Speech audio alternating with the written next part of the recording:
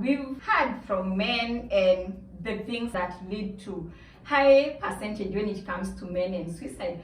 And now we are going to have our other psychologists here. We have Marianne, we have Catherine, Olivia, and Harriet. I'm sure for our clients out there, in one way or the other, you may have interacted with them.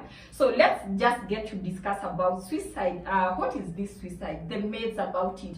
Because to many people, they are bewitched, they are possessed, it's a curse and all that. Let's just get to share much more.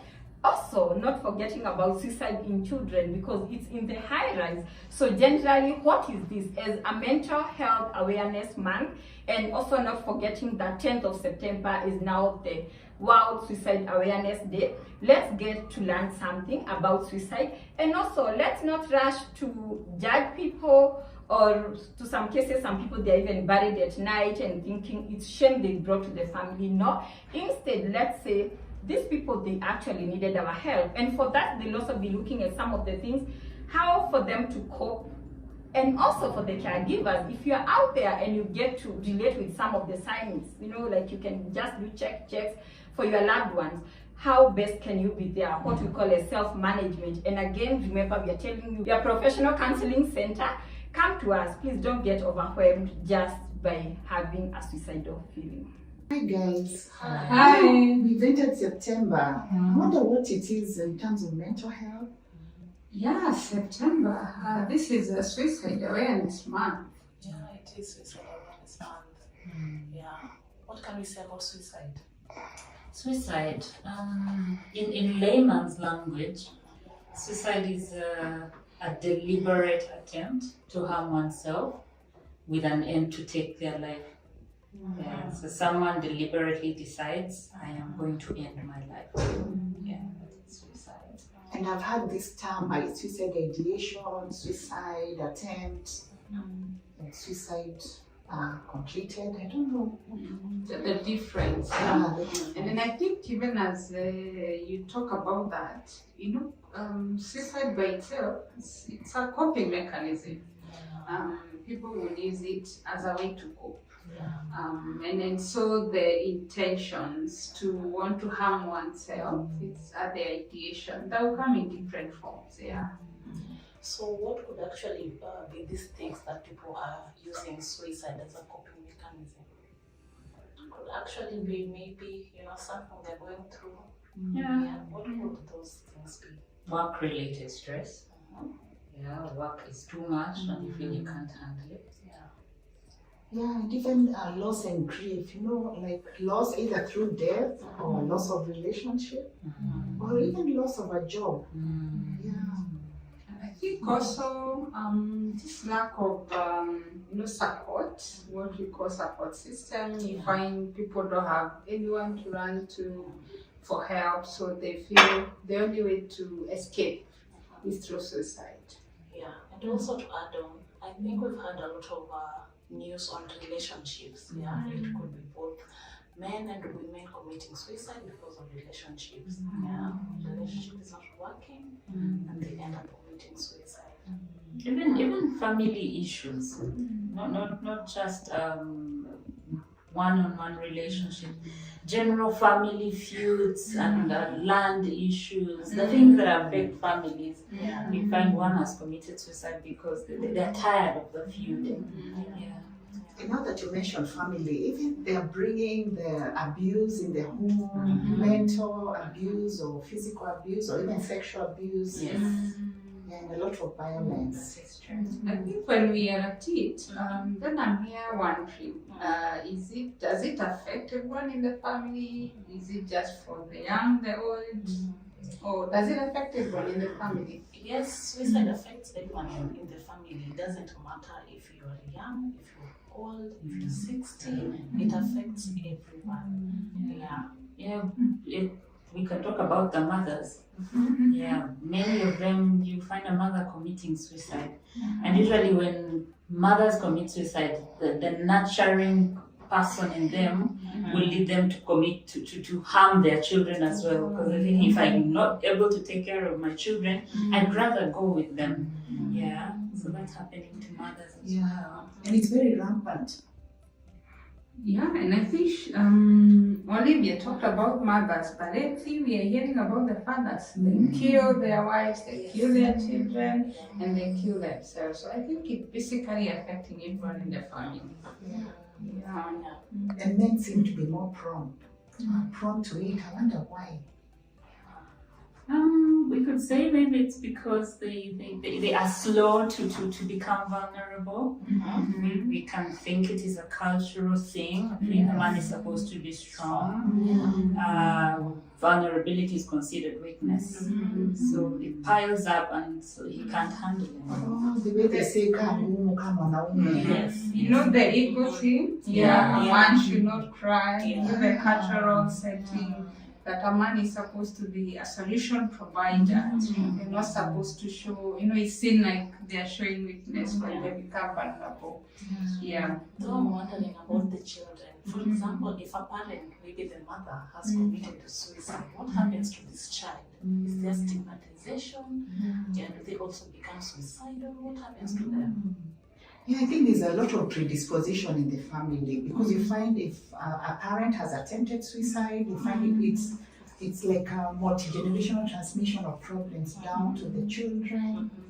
And then you talk about that, and I'm wondering, is there some genetical factor to it? Is there some genetical predisposition? Because I have heard you find in a family, we had a parent, we had a child, we had just something running in the family. I think there should be some factor also as far as the genetic considerations are concerned. Yes. And I wonder who is at high risk. What would be the causes of suicide? There are many. I think just what we talked about, the family dynamics, and then the things that are going on in the family, the divorces, the separations, the abuse that is going on. I think that would really affect the people in the family. Yeah, and recently there's a high rise in Kiambu. It was in the media where young people are committing suicide. I don't know whether the economy has something to do with it. Could be. Could be the inability to provide, the unemployment, the increasing prices, where where you used to use 1,000 shillings to buy a list of things. Now you go to the supermarket and all you get is sugar and unga. What will you eat with the unga? And I think something else that comes to mind when you talk about that could substance use and drug abuse be a factor. Because I think the intake of alcohol, for instance, affects people mentally. So the anxiety, the depression, and just that hopelessness that people tend to commit suicide. And even the mental status. The people with depression or bipolar, they're not really there. It's an illness, so they may become suicidal. Yes. And even schizophrenia. So in short, we are saying suicide is a mental illness. Okay, and I'm just here wondering, because we are in families, what is it that would look out for to be an indicator that this person will be having the predisposition to want suicide? Maybe are those warning signs that one would be on the lookout for? I think if somebody is talking about their life becoming hopeless, they're feeling helpless, powerless, talking about death, or even writing a note, even a suicide note or a will. For children and adolescents, it could actually be they're not interested with the things they were interested before. Could be games, could be friend groups, could be even movies that they used to watch, and also even school. They're not now interested in school. That would actually show something. What about having lethal weapons? There's some rat in the house, there's some rope that you can't explain the purpose of that. There will be a knife there. I think it's a sign of having some of those lethal weapons. It will also be a pointer that someone could be contemplating suicide. And when someone says that they actually don't want to live, we ought to take them seriously. We ought to take them seriously. People don't just say, "Oh, I'm tired of living." Something is leading them. That means a thought is is being formed. Yes. And if you do not stop it, then suicide is actually going to happen. Yes. Yeah. And actually, when that thought of I'm tired of life, I'm tired of everything, even that just word, I'm tired and I don't know what to do. That is actually a very a cry for help. Yes. And people think that or someone just wants attention. Even parents, when they're told their child wanted to commit suicide in the schools, they say, oh, they just want attention. But should we really ignore if somebody is crying out for help? And I don't think we should. And also some signs about grooming and taking care of oneself. You find suddenly someone doesn't want to take a shower, they're so upset, they're so disorganized. Getting out of bed. They're not eating, they're just locking themselves in. I think all those are signs that all is not well. They're all red flags and you should not ignore. Even some are starting to give away their The older people. items. The older people. Just shall not leave this anymore. Not Selling of this land. Yes. And I wonder most people, what do they use to commit suicide? What are some of the methods? I think the most common one is hanging. You find people at a tree, in the houses, sadly, using bed sheets, just hanging. I think that's one of the most common ones. The other one that is known, especially maybe in the West, people just shoot themselves, those with licensed guns, just shoot themselves and shoot their family. But also the poison, rat. And then overdose. I think that also has been used. Just an overdose of prescribed medicine. Could all be used. I don't know. Others could be actually throwing themselves either at the river, at the lake, water bodies. Building. We've had quite a number of jumping over buildings in Kasarani. Exactly. I even had someone who tried drowning. Just going to the swimming pool and jumping into the deep end. Yeah, I know of somebody else who was attempting to throw themselves on the highway. Just see those highway or coming cars. They just threw themselves there.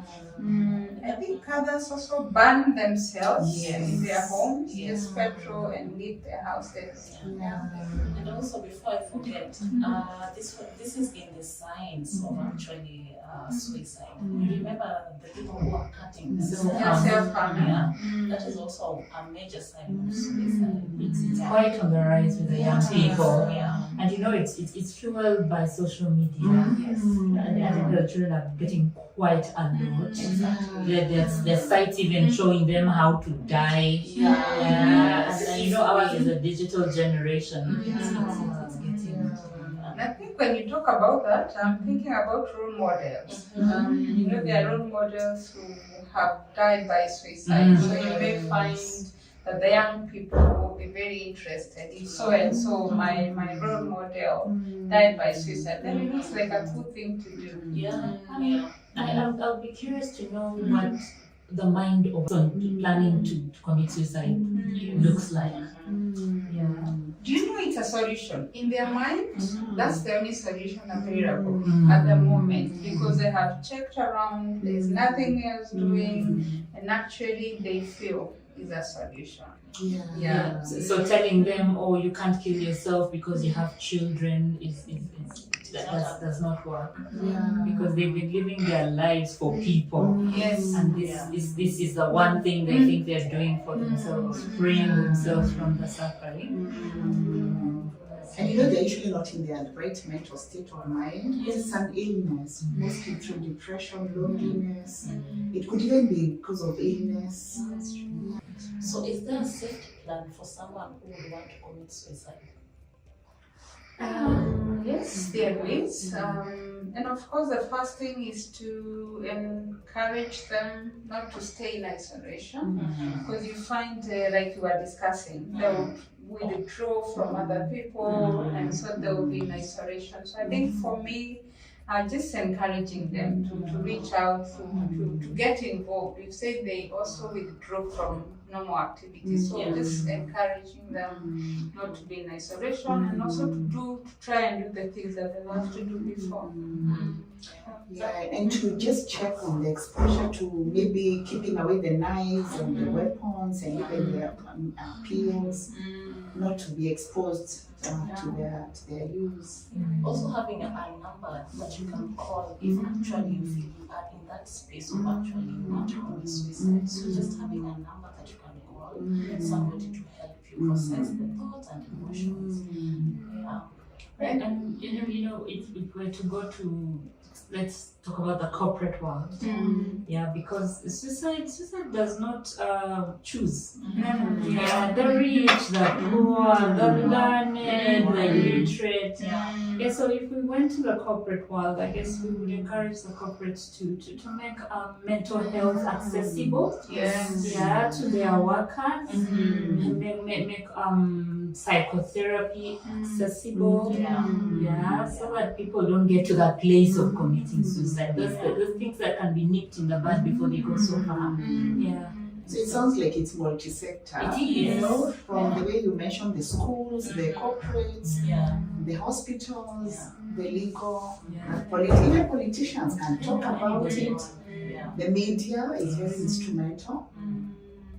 And to take out the stigma as well.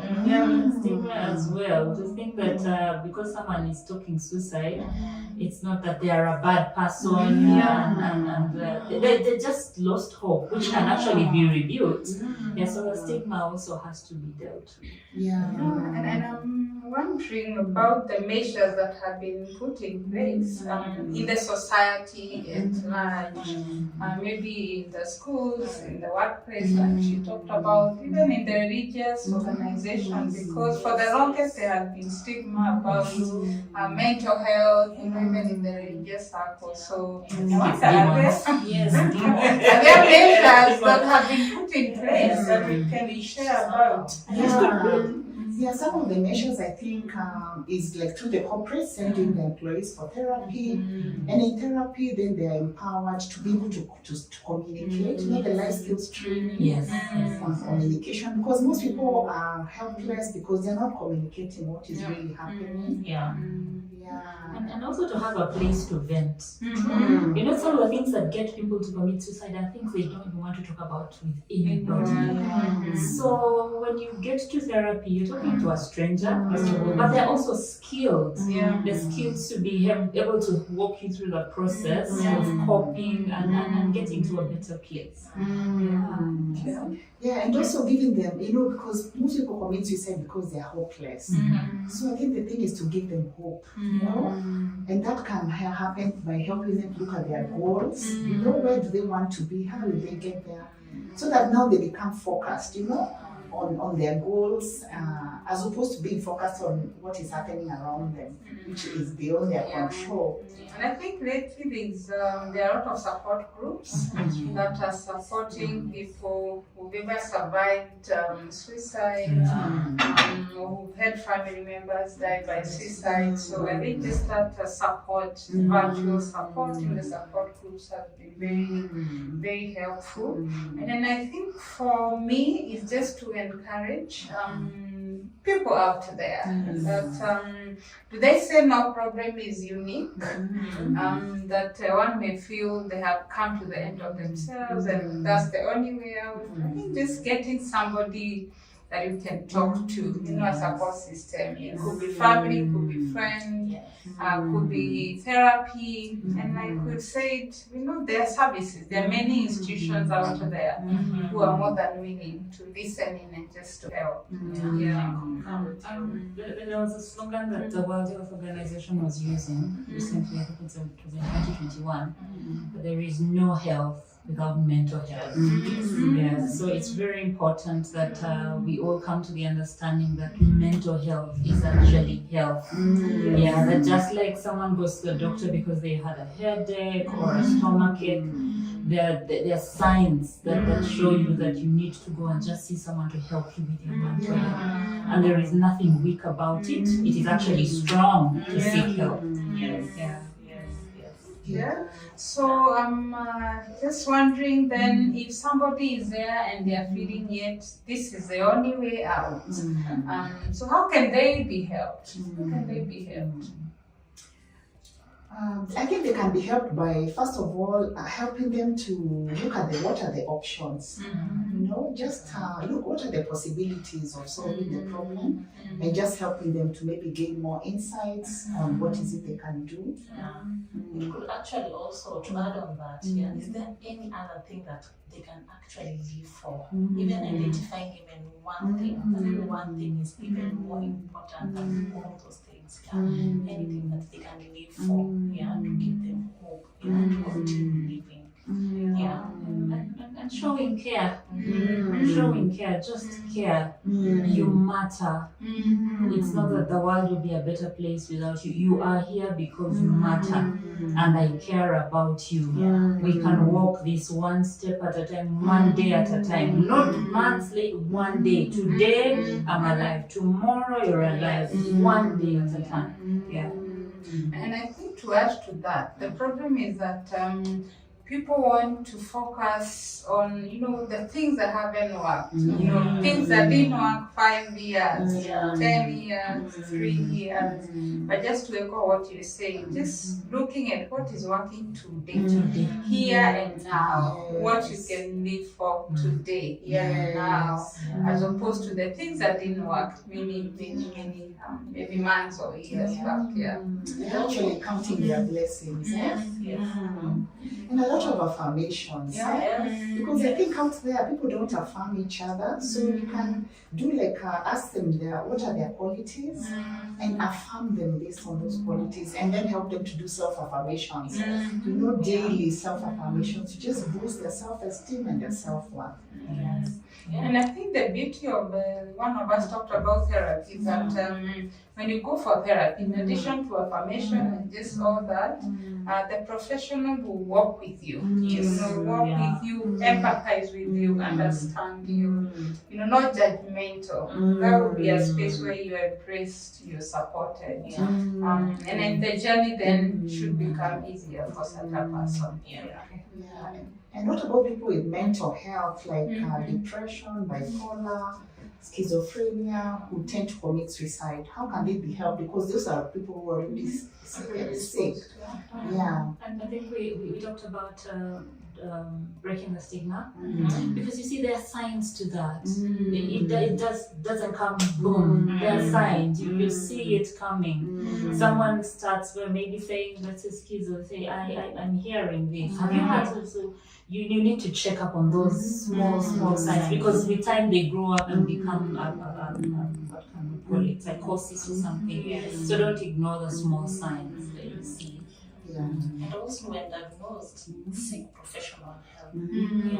Somewhere you can be safe and feel comfortable, so that you can be vulnerable. You'll be heard, you'll be understood. Somebody to walk with you in that journey. And I think the greatest challenge has been self-diagnosis. You mentioned all those conditions, and I am sure today if you go to Mr. Google, you will have self-diagnosis. You see, you have bipolar, you have the other one. I think for me, is like she said, seek professional help. And I think for me the other thing is, once you're diagnosed, stick to the treatment. Mental health for the longest, and appreciate the awareness that has been created. Culturally it was associated with many other things, juju, and nobody talked about it. So I think it's just to embrace that it's an illness like any other, and if you need to seek to follow through your treatment, just do it well.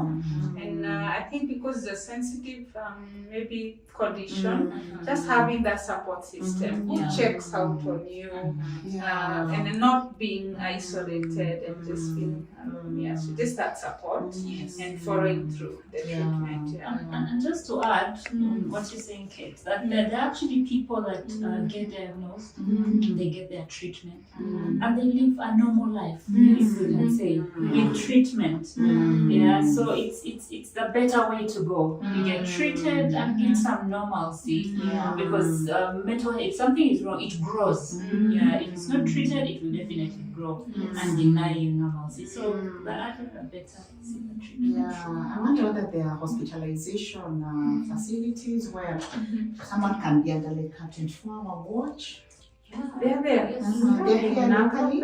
Yes, Okay. we have psychiatric wards, like Mandari, Chiro. There are several of them. And there are facilities for every what can I say, of different affordability levels. Yeah, so there's something for everybody. Yes. Something for everyone.